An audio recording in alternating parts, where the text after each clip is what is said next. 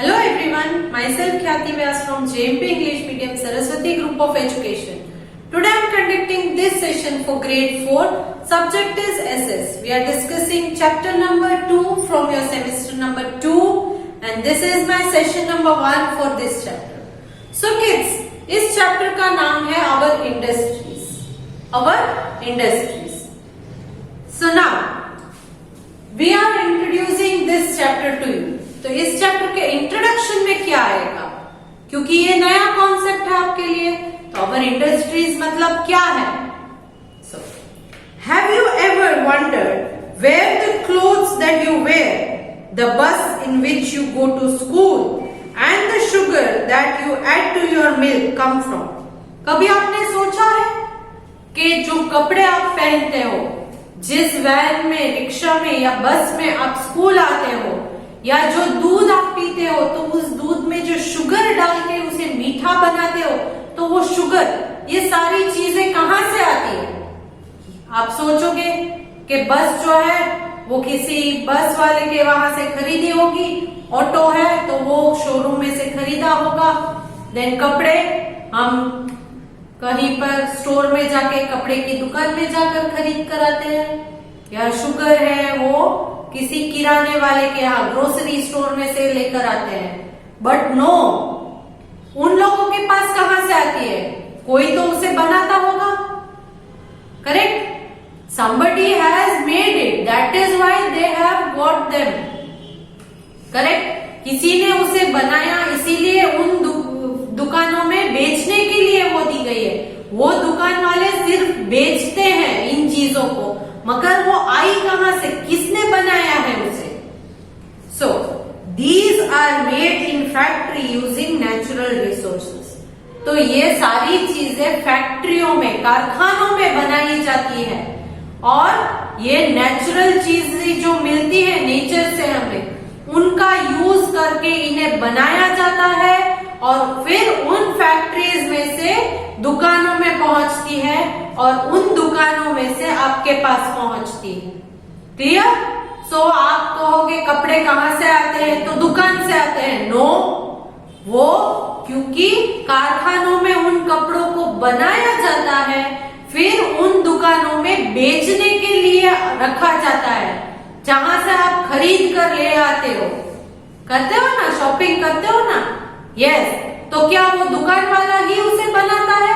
No, दुकान वाला सिर्फ बेचने का काम करता है. He is a middle man who sells them, but he did not make it. वो खुद नहीं बनाता है.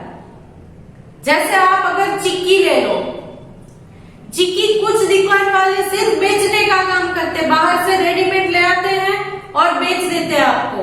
मगर कुछ दुकानों में आपने देखा होगा लाइव चिक्की मिलती है, तो वो क्या होता है, वहां आप देख सकते हो, वो खुद बनाते हैं और खुद बेचते हैं. करेक्ट. तो उसे बनाना कहते हैं. वो बनाते भी हैं और बेचते भी हैं. तो ये जो चीजें हमने बोली, ये एक्चुअली फैक्ट्रीज में रेडी होती है, फिर उन्हें शॉप्स में या आउटलेट्स में दिया जाता है, जहां से उन्हें बेचा जाता है. When natural resources are transformed into more useful product with the help of human labor or machines, the process is called manufacturing or industry. जब इन नेचुरल चीजों को, जो हम डायरेक्टली यूज नहीं कर सकते, तो उन्हें कुछ यूजफुल प्रोडक्ट में कन्वर्ट किया जाता है. जैसे कि कॉटन आप ले लो, तो कॉटन आप डायरेक्टली, मैं आपको कॉटन दे दूं, रुई दे दूं, तो उसका क्या करोगे? सिर्फ भगवान की बत्ती बनाने में काम आएगा, या तो पिलो के अंदर भरने में, बाकी उसका काम कोई नहीं है. हाँ, मगर उसी कॉटन को मैंने useful product, that is cotton के कपड़े, टी शर्ट या आपके ट्राउजर, ट्रैक पैंट बनाकर दे दिए, तो वो आपको ज्यादा काम में आएगा. सो रॉ मटेरियल जो है, उनसे हम कुछ यूजफुल प्रोडक्ट बनाते हैं, फिर उसे बेचते हैं, जिसमें ह्यूमन लेबर मतलब मैन पावर लगता है, क्योंकि बनाने के लिए इंसान, कोई तो ह्यूमन बीइंग्स चाहिए ना. आप फैक्ट्री है, कारखाने है, उसमें भी सिर्फ मशीन चलते हैं, या लोगों की भी जरूरत होती है? लोगों की भी जरूरत होती है. करेक्ट. तो इसीलिए उसमें मैन पावर या लेबर लगता है, ह्यूमन लेबर। मशीन्स भी होते हैं, मशीन्स भी चाहिए। फॉर एग्जाम्पल आप कहीं से भी कपड़ा ले लो और कहो आपकी मम्मा ने यहाँ पर कपड़ा लिया है ड्रेस बनाने के लिए, तो सिर्फ कपड़ा लेगी तो चलेगा नहीं, उससे ड्रेस सिलवाना पड़ता है।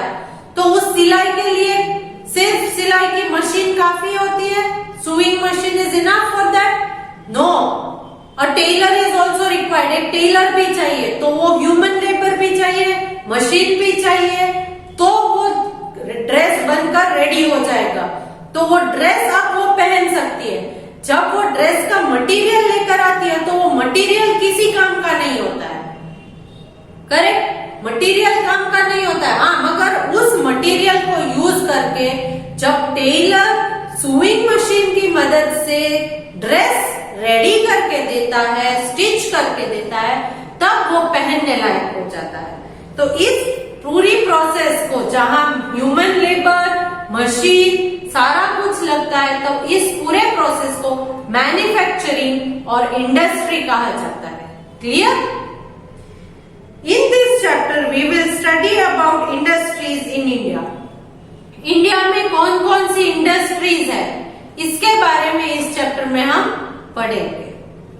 Now, in this first thing is factors needed for industry.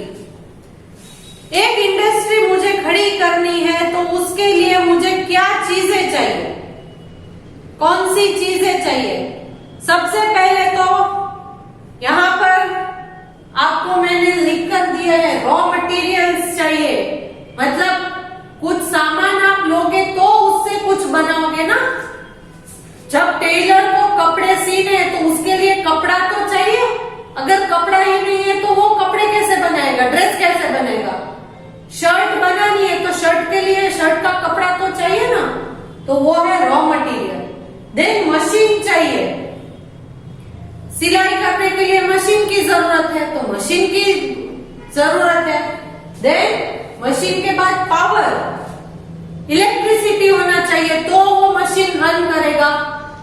Normal आपके पास जो मशीन होती है वो पैर से भी ऐसे ऐसे करके चल जाती है, मगर टेलर के पास, और वो भी बड़ी बड़ी फैक्ट्रीज में जो मशीन है, वो पावर के बिना चलेगा? नहीं चलेगा, तो पावर भी जरूरी है। देन लेबर, टेलर के पास बहुत सारे कपड़े आते हैं सिलाई करने के लिए, तो वो भी क्या करता है, असिस्टेंट रख देता है कि भाई 2-3 लोग बैठकर सिलाई का काम करेंगे। और उसी तरह बड़ी बड़ी फैक्ट्री है तो वहां पर भी लेबर होते हैं, मजदूर होते हैं, तो ह्यूमन लेबर मतलब मजदूर। देन मनी, इन सारी चीजों के लिए मनी चाहिए, क्योंकि रॉ मटेरियल वो मनी के बगैर आएगा, कोई मुफ्त में रॉ मटेरियल देगा नहीं, उसके लिए मनी चाहिए। मशीन्स खरीदते हो तो मशीन्स के लिए भी पैसे चाहिए, कोई मुफ्त में मशीन भी नहीं देगा। देन पावर, जो भी इलेक्ट्रिसिटी का यूज करते हो उसके भी इलेक्ट्रिक बिल आते हैं, तो वहां पर भी मनी लगेगा। लेबर, जो ह्यूमन लेबर मजदूर आते हैं, उन लेबर वालों को भी मनी देना पड़ता है, तो ये मनी सबसे ज्यादा जरूरी है। और एक चीज है, अगर आप कोई फैक्ट्री बनाते हो, कारखाना बनाते हो, तो कारखाना कहाँ बनाओगे? किसी एक स्पेसिफिक जगह पर बनाओगे, तो उस जगह को खरीदने के लिए भी पैसे चाहिए, तो money is most important. And lastly transport क्यों ज्यादा जरूरी है? क्योंकि रॉ मटेरियल को उस फैक्ट्री तक, उस इंडस्ट्री तक लाने के लिए ट्रांसपोर्टेशन चाहिए, और उस फैक्ट्री में जो भी रेडी प्रोडक्ट आप बनाते हो उसको फैक्ट्री से या इंडस्ट्री से बाहर ले जाकर बेचने के लिए वहां पर भी ट्रांसपोर्टेशन चाहिए, करेक्ट? फॉर एग्जाम्पल, आप अगर जूस बनाते हो, एप्पल का जूस, आपकी फैक्ट्री में एप्पल का जूस बनाते हो, तो एप्पल जहां से खरीद कर आपकी फैक्ट्री तक आता है उसमें भी ट्रांसपोर्टेशन का चार्ज लगेगा, क्योंकि ये सिर्फ आपके घर के लिए नहीं है कि आप जाकर अपनी कार में या बाइक में थोड़े से एप्पल लेकर आ गए, ये तो बड़ी बड़ी इंडस्ट्रीज है, तो यहाँ पर तो बहुत बड़े बड़े ट्रक भर भर के एप्पल चाहिए, तो वो ट्रांसपोर्टेशन का खर्चा लगेगा। फिर आपने जो जूस बनाया आपकी इंडस्ट्री में, तो उस जूस को उसको बेचने के लिए भी आपको ट्रांसपोर्टेशन की जरूरत है ना, तो ट्रांसपोर्टेशन, ये सारे factors of industry, factors needed for industry. एक इंडस्ट्री को खड़े करने में इतनी चीजों की जरूरत है। तो अब इन चीजों को आपकी बुक में अच्छे से एक्सप्लेन किया गया है। वंस अगेन आप सुनिए। There are certain things such as raw materials, machines, power, labour, finance यानी money and transport needed to set up an industry. एक इंडस्ट्री को सेटअप करने में इतनी चीजों की जरूरत है। अगर आपने कहीं पर भी एक बड़ी सी जगह ले ली और वहां पर एक बड़ा इंडस्ट्री का सेटअप कर दिया तो खत्म हो जाती है बात? नहीं, फिर उसके लिए मशीन लगाना पड़ता है, उसमें मैन पावर चाहिए, ये सारी चीजें डालोगे तब इंडस्ट्री बनती है। सिर्फ जगह लेकर एक कंस्ट्रक्ट कर दिया बिल्डिंग, इंडस्ट्री का, एक फैक्ट्री का सिर्फ बिल्डिंग भी कंस्ट्रक्ट कर दिया तो फैक्ट्री या इंडस्ट्री नहीं बनती है। इन सारी चीजों को इकट्ठा करके एक इंडस्ट्री बनती है। Now the basic commodities used in the process of manufacturing product are called raw material. जो बेसिक चीजें हमें चाहिए, आपने किस चीज की फैक्ट्री लगाई? एप्पल जूस की। एप्पल जूस के लिए आपको कौन कौन सी चीजें जरूरी है, उन सारी चीजों को रॉ मटेरियल्स कहा जाता है। I am sorry. Apple juice बनाने के लिए सबसे पहले तो एप्पल जरूरी है, फिर उसमें क्योंकि उसे मीठा करना है तो थोड़ी शुगर डालनी पड़ती है, तो शुगर लोगे। फिर उसकी जो प्रिजर्वेटिव्स डाला जाता है ताकि वो बिगड़ न जाए, क्योंकि उन जूसेस को शायद आप फ्रिज में नहीं भी स्टोर करो तो वो बिगड़ जाएंगे। तो उसमें प्रिजर्वेटिव मतलब वो एक ऐसा केमिकल होता है कि उसको ऐड करने के बाद वो जूस खराब नहीं होगा, तो इसलिए प्रिजर्वेटिव डाले जाते हैं। फिर उसमें कुछ न्यूट्रिशनल वैल्यू ऐड किए जाते हैं। तो ये सारी चीजें जो जूस बनाने में अंदर पड़ती है उस जूस में इंक्लूड की जाती है, जिसकी वजह से ये जूस बनता है। जो चीज आप जूस बनाने में लगाते हो, इन सारी चीजों को कहते हैं रॉ मटेरियल। क्या कहेंगे? Raw material. For example, iron ore is the raw material for the iron and steel industry. Iron and steel industry में सबसे इंपॉर्टेंट रॉ मटेरियल है वो है आयरन ओर। आयरन ओर में से ही आयरन या स्टील बनता है। अगर आयरन ओर नहीं है तो आयरन एंड स्टील फैक्ट्री में कुछ भी आप बना नहीं सकते हो। Next, sugar cane is raw material for sugar industry. Sugar industry, जिस इंडस्ट्री में शक्कर बनती है, शुगर, तो वहां सबसे इंपॉर्टेंट है शुगर केन, गन्ना।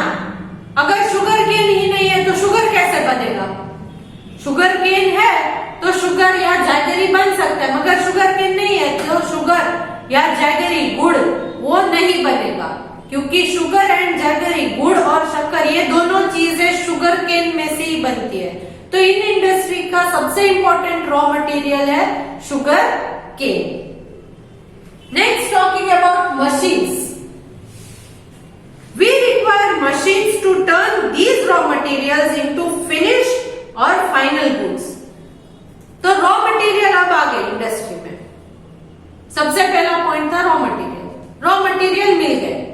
अब इन रॉ मटेरियल को फिनिश्ड प्रोडक्ट में अगर आपको कन्वर्ट करना है तो उसके लिए आपको मशीन्स की जरूरत है। जैसे कि मैंने बोला कि आपको ड्रेस बनाना है तो आपने ड्रेस मटेरियल खरीद लिया। अब इस मटेरियल को ड्रेस बनाने के लिए सुइंग मशीन की जरूरत है, तो मशीन के बिना तो ये पॉसिबल नहीं है। तो अब आप क्या करोगे? मशीन्स में जाओगे। एप्पल जूस बनाने की हमने बात की थी, तो एप्पल खरीद लिए, शुगर खरीद ली, प्रिजर्वेटिव आ गए। अब क्या करोगे? हाथ से निकालोगे जूस बैठकर, तो वो फैक्ट्री होगी, पूरे दिन में 2 से 3 ग्लास जूस निकलेगा। तो अब इस जूस को निकालने के लिए मशीन की जरूरत है। तो machines are used to turn the raw material into finished or final goods। तो फाइनल या फिनिश्ड गुड्स, रेडी गुड्स बनाने हैं तो उसके लिए मशीन्स को इंस्टॉल करना पड़ता है।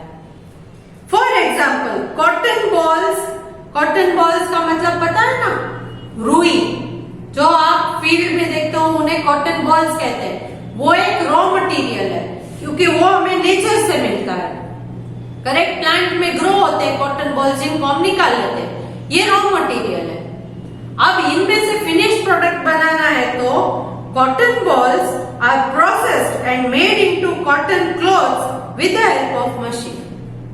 अब इस कॉटन बॉल में से कॉटन का कपड़ा बनाना है तो इन कॉटन बॉल्स को मशीन में प्रोसेस करके इनका कपड़ा बनता है। फिर इस कपड़े को फिर से दूसरी मशीन में, ये जो कॉटन के कपड़ा बना है उस कपड़े को फिर दूसरी इंडस्ट्री में बेचा जाता है।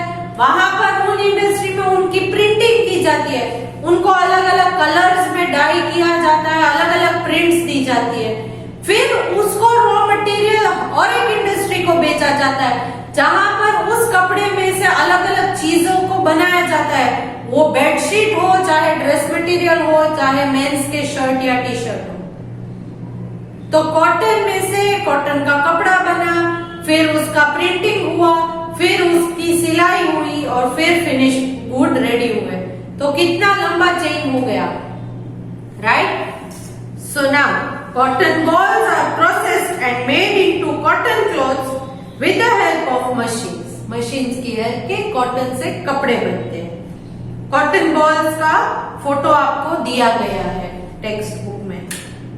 नेक्स्ट, वी नीड पावर और इलेक्ट्रिसिटी टू रन मशीन्स। अब यहाँ पर जैसे ही मैं मशीन्स की बात करती हूँ तो आप बोलोगे कि मशीन ऐसे ही तो नहीं चलते हैं, मशीन्स के लिए तो इलेक्ट्रिक पावर की जरूरत है, तो इसीलिए पावर या इलेक्ट्रिसिटी भी जरूरी है। Power can be produced in different ways. Power जो है वो अलग अलग तरीके से प्रोड्यूस किए जाते हैं। वो किस टाइप का पावर वो इंडस्ट्री यूज करती है, इट डिपेंड्स ऑन देम। वो अलग अलग इंडस्ट्री के अलग अलग तरीके होते हैं जिसमें से उन्हें पावर मिलता है। कौन कौन से पावर है? पहला है thermal power. It is produced from coal, gas और ऑयल।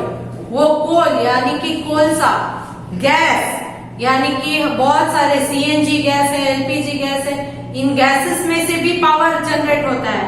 या तो किसी ऑयल, पेट्रोल, केरोसिन, डीजल, ऐसी ऑयल्स में से जो पावर मिलता है, इस टाइप के पावर को थर्मल पावर कहा जाता है। Coal, then gas and oil. Coal, gas and oil, इनमें से जो पावर जनरेट होता है इसे थर्मल पावर कहा जाता है।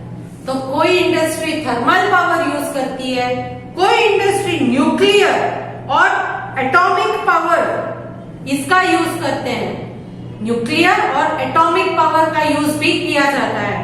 न्यूक्लियर और atomic power is produced in nuclear power plant. Nuclear power plant मतलब ये एक अलग ही सेटअप होता है, वहां पर इस पावर को प्रोड्यूस किया जाता है और उनसे हम ये पावर ले सकते हैं। उनका हर महीने बिल आता है, वो बिल हमें पे करना पड़ता है। Next, hydro electric power is produced from water. और एक पावर है वो है हाइड्रो इलेक्ट्रिक पावर, जो पानी की मदद से पावर को प्रोड्यूस किया जाता है। इस टाइप के पावर को हाइड्रो इलेक्ट्रिक पावर कहा जाता है। सो कौन कौन से टाइप के पावर है जो आप इंडस्ट्री में यूज कर सकते हो? थर्मल पावर, न्यूक्लियर और atomic power, and third one is hydro electric power. Thermal power coal, gas and oil से प्रोड्यूस किया जाता है। न्यूक्लियर या एटॉमिक पावर जो है वो न्यूक्लियर पावर प्लांट में जनरेट होता है। एंड हाइड्रो इलेक्ट्रिक पावर है वो वाटर की मदद से जनरेट किया जाता है। पानी में से इलेक्ट्रिसिटी बनाते हैं तो हाइड्रो इलेक्ट्रिसिटी या हाइड्रो इलेक्ट्रिक पावर कहा जाता है। क्लियर? नेक्स्ट, अब आपके पास रॉ मटेरियल आ गए, मशीन आ गए, मशीन चलाने के लिए आपके पास पावर भी आ गया। अब क्या चाहिए? Industries need people who can think, plan, design and finally make a product. तो इन इंडस्ट्री के लिए अब मैन पावर चाहिए। मैन पावर क्यों चाहिए? अब मेरे पास पैसे हैं तो मैंने इंडस्ट्री सेटअप कर दी, मगर उस इंडस्ट्री में जो चीज बनानी है वो कैसे बनाऊंगी, कहाँ से चीजें खरीदनी है, किस तरह से उनको बेचनी है, तो इन सारी चीजों को डिसाइड करने के लिए मेरे पास मैन पावर होना चाहिए। जैसे मम्मा कपड़ा लेती है, कपड़े खरीदने के लिए पैसे हैं, तो फिर आप उस कपड़े को स्टिच करने के लिए एक टेलर की जरूरत है, तो वो है मैन पावर। मैन पावर चाहिए। बड़ी बड़ी इंडस्ट्री में जहां लार्ज स्केल प्रोडक्शन होता है, बहुत सारा बनता है, तो वहां पर भी मैन पावर चाहिए। अगर आप यहाँ नॉर्मल किसी मॉल में भी जाओ तो मॉल के अकेले खड़े होता है या उसके अंदर बहुत सारे स्टाफ होते हैं, क्योंकि मॉल में भी ऐसे ही है। अगर बहुत बड़ा मॉल बना दिया तो आप उस मॉल को चलाने के लिए स्टाफ तो चाहिए ना, वरना वो चलेगा? कोई एक पर्सन हैंडल कर पाएगा? नहीं। आपकी स्कूल है तो आपकी स्कूल अपने आप चलती है या उसे हैंडल करने के लिए टीचर्स, एचओडीज, पियून सब चाहिए? तो इसी तरह इंडस्ट्री में भी मैन पावर की जरूरत है इंडस्ट्री को चलाने के लिए। Therefore, various forms of labor, labour यानी जो, लेबर का मतलब क्या है? The people who work or are available for work in company, जो लोग उस कंपनी में काम करते हैं उनको वहां के लेबर कहा जाता है, वहां लेबर कहा जाता है। सो ये लेबर जो है वो कौन कौन होते हैं? इंजीनियर्स हो सकते हैं, साइंटिस्ट हो सकते हैं, managers and workers are required to run industry. इन सारे लोगों की जरूरत है। सिर्फ मशीन है, रॉ मटेरियल है तो कोई भी चीज नहीं बनती है, लेबर की जरूरत है, क्योंकि वहां पर जो कुछ भी बनता है, डिसीजन लेना है, देखभाल करनी है, उनको गाइडेंस देनी है, क्या करना है, कैसे करना है, ट्रेनिंग देनी है। तो इन सारी चीजों के लिए लेबर होना जरूरी है, वो चाहे इंजीनियर्स हो, साइंटिस्ट हो या कोई भी हो। नेक्स्ट, मनी और फाइनेंस, सबसे important part. It is the most important resource for setting up an industry. Industry को सेटअप करने के लिए सबसे इंपॉर्टेंट है मनी या फाइनेंस, क्योंकि जमीन खरीदने से लेकर चीजें बेचने के लिए जहां पर आउटलेट पर आप पहुंचाते हो, वहां तक सारा का सारा जो काम है वो पैसे के बिना कुछ भी नहीं होता है। चाहे वो रॉ मटेरियल खरीदो तो उसमें भी पैसे देने पड़ते हैं, मशीन्स के लिए भी पैसे देने पड़ते हैं, पावर या इलेक्ट्रिसिटी जो आप यूज करते हो उसके लिए भी, पावर के लिए भी पैसे चाहिए, फाइनेंस चाहिए। देन लेबर, जो भी लेबर आप रखते हो तो उनके भी आपको एवरी मंथ सैलरी देनी पड़ती है, पैसे देने पड़ते हैं। That is why money is the most important part of any industry. It is needed to buy land to set up a factory, to buy raw material and machine and to pay workers। इन सारी चीजों के लिए money चाहिए। Whether it is to buy a land to set up a factory, factory का setup करने के लिए जमीन खरीदनी है, रॉ मटेरियल या मशीन्स खरीदने हैं, या तो फिर अपने वर्कर्स को पेमेंट करना है, क्योंकि पेमेंट नहीं करोगे तो वर्कर्स काम छोड़ के चले जाएंगे। तो इन सारी चीजों के लिए पैसे जरूरी है। Money and finance is most important thing to set up any industry. Then the last factor is transport. सबसे आखिर का जो फैक्टर है to set up an industry, factor needed to set up an industry is transport, which is required to bring raw materials to the factory and to send finished product to different part of the country. ये transport क्यों जरूरी है? ताकि आपके factory में जो raw material use होता है उस रॉ मटेरियल को दूसरी जगह से फैक्ट्री तक लाना है, और आपकी फैक्ट्री में जो फिनिश्ड प्रोडक्ट बन के तैयार हो गया है उसे पूरी कंट्री में अगर आप बेचने के लिए बाहर देते हो तो उसके लिए भी ट्रांसपोर्टेशन चाहिए। तो इन सारी चीजों से एक फैक्ट्री का सेटअप, एक इंडस्ट्री का सेटअप होता है। तो आज के सेशन में हम यहीं तक रखेंगे। नेक्स्ट सेशन में डिफरेंट कैटेगरीज ऑफ इंडस्ट्रीज से हम स्टार्ट करेंगे। इन इंडस्ट्री की भी अलग अलग कैटेगरी होती है, वो कौन सी है वो हम नेक्स्ट सेशन में देखेंगे। तो आज के सेशन में हमने क्या पढ़ा? सबसे पहली चीज कि मैन्युफैक्चरिंग का मतलब क्या है। मैन्युफैक्चरिंग का मतलब है कि रॉ मटेरियल्स में से कुछ हम यूजफुल प्रोडक्ट करते हैं, तो उस प्रोसेस को मैन्युफैक्चरिंग या इंडस्ट्री कहा जाता है। नाउ देन इंडस्ट्री के लिए सबसे जरूरी चीजें कौन कौन सी है? रॉ मटेरियल्स, मतलब कोई भी इंडस्ट्री बनानी है तो किस चीज की इंडस्ट्री आप सेटअप करते हो, तो उस चीज को बनाने में क्या चाहिए, तो वो रॉ मटेरियल्स है। देन मशीन, उसको बनाने के लिए मशीन की जरूरत पड़ेगी, तो मशीन जरूरी है। पावर, इन मशीन्स को चलाने के लिए पावर या इलेक्ट्रिसिटी की जरूरत है, तो ये है machines. Then is labour, workers रखने पड़ते हैं इंडस्ट्री में, तो वो लेबर है। फिर मनी, मोस्ट इंपॉर्टेंट पार्ट, क्योंकि इंडस्ट्री को सेटअप करने के लिए जब आप प्लान आउट करते हो तो उन प्लानिंग के लिए आर्किटेक्ट से मिलते हो, तो उनको भी पैसे देने पड़ते हैं। फिर जमीन खरीदते हो तो उसके लिए भी पैसे देने पड़ते हैं। उसके ऊपर आप फैक्ट्री का कंस्ट्रक्शन करते हो, उसके लिए भी पैसे देने पड़ते हैं। फिर कंस्ट्रक्ट हो जाने के बाद रॉ मटेरियल खरीदते हो, मशीन्स खरीदते हो, इलेक्ट्रिसिटी का कनेक्शन करवाते हो, फिर वर्कर्स रखते हो। इन सारी चीजों के लिए पैसे लगते हैं। तो this is most important part, finance और मनी। Lastly transport. ट्रांसपोर्ट क्यों? क्योंकि रॉ मटेरियल्स है, मशीन्स है, वो आप जहां कहीं से भी खरीद कर ले आओ, मगर उसको वहां से अपनी फैक्ट्री तक ले आने के लिए ट्रांसपोर्टेशन चार्जेस लगते हैं। और आपकी फैक्ट्री में जो प्रोडक्ट बन के रेडी हुआ है, फिनिश प्रोडक्ट, उसको जहां पर उसे सेल किया जाता है वहां तक बेचने के लिए, भेजने के लिए, तो उसमें भी ट्रांसपोर्टेशन के पैसे लगते हैं। तो ये सारे फैक्टर्स है जो बहुत ही ज्यादा जरूरी है किसी भी इंडस्ट्री के सेटअप के लिए। Okay, so now here we end the session. तो इस सेशन में मैंने जो एक्सप्लेन किया है वो आप टेक्स्ट बुक में से एक बार रीड कर लोगे। ओके, एंड पीडीएफ जो worksheet fill in the blanks भेज रही हूं, उसमें आपको ब्रैकेट में आंसर के ऑप्शंस दिए हैं, उनमें से सिलेक्ट करके आंसर्स फिल कीजिएगा ब्लैंक्स में। क्लियर? टेक्स्ट बुक की मदद ले सकते हो आप।